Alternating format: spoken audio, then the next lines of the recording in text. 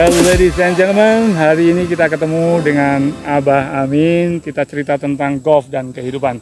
Boleh sharing sedikit, Abah, bagaimana bisa hidup sehat dan punya iman yang kuat? Itu kuncinya apa, Abah? Ya, alhamdulillahirabbil alamin. Sesungguhnya kehidupan kita itu adalah untuk berbekal. Jadi semuanya itu ditujukan untuk perbekalan kita, apa yang kita akan bawa di akhirat. Jadi kalau kita bekerja mencari nafkah, jangan sampai tidak diniatkan untuk ibadah. Jadi kunci awal berniat apapun yang kita lakukan dengan ibadah. Setiap detik harus bernilai ibadah. Jadi kayak golf itu ya kan permainan ya. Betul. Olahraga. Jadi jangan sampai lupa dzikir. Oh, sambil golf dzikir? Harus dzikir. Karena permainan itu akan mentelantarkan kita dari mengingat Allah. Di saat kita tidak ingat Allah, nanti kita akan dimasuki setan. Ya toh, dekat sama setan tuh masuk. Jadi bekerja itu ibadah. Jadi harus tahu adab-adabnya, caranya yang diridhoi oleh Allah. Nah, olahraga yang kita cari yang cocok. Kebetulan saya cocoknya ini golf. Jadi juga tentu tidak berlebihan. Kita selipkan waktu supaya badan kita ini tetap fit. Supaya bisa tetap beribadah, menjaga sholat 5 waktu berjamaah di masjid. Itu yang penting ya? Banyak dzikir, terutama dzikir-dzikirnya Rasul di pagi sore itu. Dzikir pagi sore ya toh. Nah di luar itu kita dzikir bebas lah. Subhanallah walhamdulillah la ilaha illallah, kata Rasulullah, lebih dicintai daripada seluruh isi dunia. Itu. Ya, gitu aja. Olahraga tujuannya agar supaya badan kita kuat untuk ibadah. Untuk ibadah. Nah, bekerja juga ibadah. Bekerja itu kita selain memberi manfaat kepada keluarga kita juga untuk orang lain. Jadi belajar itu ilmu dunia untuk bekal akhirat. Ilmu dunia itu ya teknik fisika, teknik mesin, akuntansi, hukum, itu ilmu dunia. Tapi kalau kita tujukan akhirat, insya Allah nanti hasilnya akan memberatkan timbangan kita di akhirat. Bah, ini subscriber Sugianto Dream ini tidak hanya orang Indonesia, banyak Malaysia, Singapura, dan juga ada Australia. Kita pengen tahu background Abah ini bisnisnya apa, sehingga punya hobi golf. Oh ya, memang golf itu apa ya, harus pintar-pintar.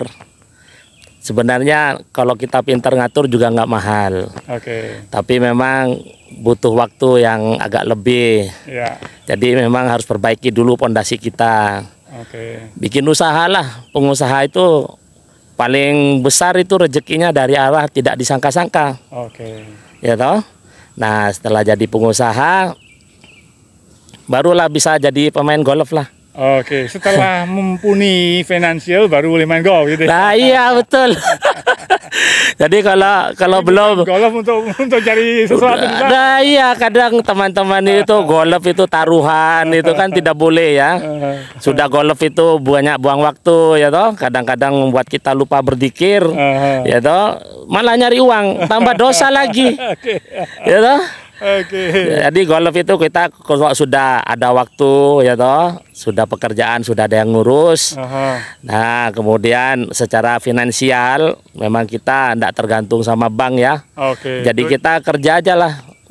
Ada uang main golf, tidak ada uang ya tidur di rumah gitu. Bisnisnya apa, Bah? Boleh diceritakan, dan sharingnya itu tentu kita pengen tahu backgroundnya Abah ini apa nih? Oh iya, saya sekolah itu SMA umum. Ya toh. Karena orang tua dulu tidak punya uang untuk masukkan saya di pondok. Nah sempat keterima di kedokteran UI. Juga tidak ada uang, dari Jawa Timur merantau ke Jawa Barat, DKI Jakarta itu perlu uang kos. Ya toh, uang makan. Nah, orang tua nggak mampu. Hanya sekolah dekat-dekat di ITS. Allah Maha berkehendak. Saya sekolah di teknik mesin ITS. Nah kemudian kerja di perusahaan asing itu. Jadi insinyur gitu. Tukang insinyur ya. Nah setelah dapat pengalaman saya keluar. Nah mendirikan perusahaan mulai karyawan dari 2 orang gitu. Alhamdulillah sekarang itu sampai Yang permanen itu sudah 400 orang ya. Oke, permanen 400 orang. Permanen. Apa yang dikerjakan, Mbak? Itu kayaknya perkapalan atau dogging atau repairing atau apa? Ya, seperti umumnya orang Madura, cuman saya besinya besi baru. Oke. Besi baru saya olah menjadi pabrik kilang minyak, pabrik pengolahan pertambangan, menjadi kapal dan pabrik-pabrik lainnya. Jadi tepatnya saya itu kontraktor tapi dengan plus karena saya mungkin lulusan ITS. Jadi di situ ada nilai tambah, ilmunya kepakai gitulah. Jadi besi-besi yang keluar dari pabrik itu dari mill seperti Krakatau atau kita impor itu, nah kita olah. Kita dengan engineering itu kita desainkan sesuai kemauan customer. Jadi pabrik pengolahan pengolahan tambang itu. Ada conveyor juga. Conveyor itu, crusher sama ball mill, perpipaan, tangki, penyimpanan LNG itu kita bikin. Sementara teknologi dari Cina kita sudah bisa di Indonesia. Jadi nggak perlu ke Cina tapi produk kita pun bisa. Ya. Harganya bagaimana? Kompetitif? Harga kompetitif sama dengan Cina. Tambah ongkos uang biaya masuk dan sebagainya. Cina sudah tidak kompetitif. Kita harus bangga sama produk Indonesia ya. Yes, itu kita harus bangga dengan produk Indonesia dan kita punya kualitas tidak kalah dengan mereka ya. Insinyur Indonesia mampu. Ya. Jangan silau. Kalau kita punya uang mau bikin misalkan yang lagi tren kereta api cepat, kita sudah ada insinyurnya. Harus pertama kali bikin di Indonesia, insinyur Indonesia, bikin riset. Jangan takut bikin riset. Ini subscriber Sugianto Dream ini ada orang istana yang beliaunya pernah komen di saya, betulkah informasi yang Mas Gianto muat itu? Saya katakan betul, bahwasanya tambang minyak di Blitar itu memang rencananya akan terrealisasi dan ini salah satu kontraktor yang rencananya akan dibawa untuk mensupport rencana pengembangan dan proyek mega besar di wilayah Blitar. Betul ya, Pak? Ya, betul. Itu petrochemical kompleks di Blitar itu perlu didukung. Untuk engineering mungkin kita kerjasama dengan perusahaan Jepang. Itu engineering itu sekitar 10%, 12% dari nilai proyek ya. Jadi 90%-nya itu bisa di industri lokal. Di perusahaan saya juga bisa itu sampai pembangunan sampai commissioning itu. Jadi materialnya pun sudah ada di daerah kita sendiri. Iya, ada. Bisa diusahakan di lokal. Lokal konten itu. Jadi jangan kita tergiur. Kalau kita mau spend uang import itu, tolong merasa eman gitulah.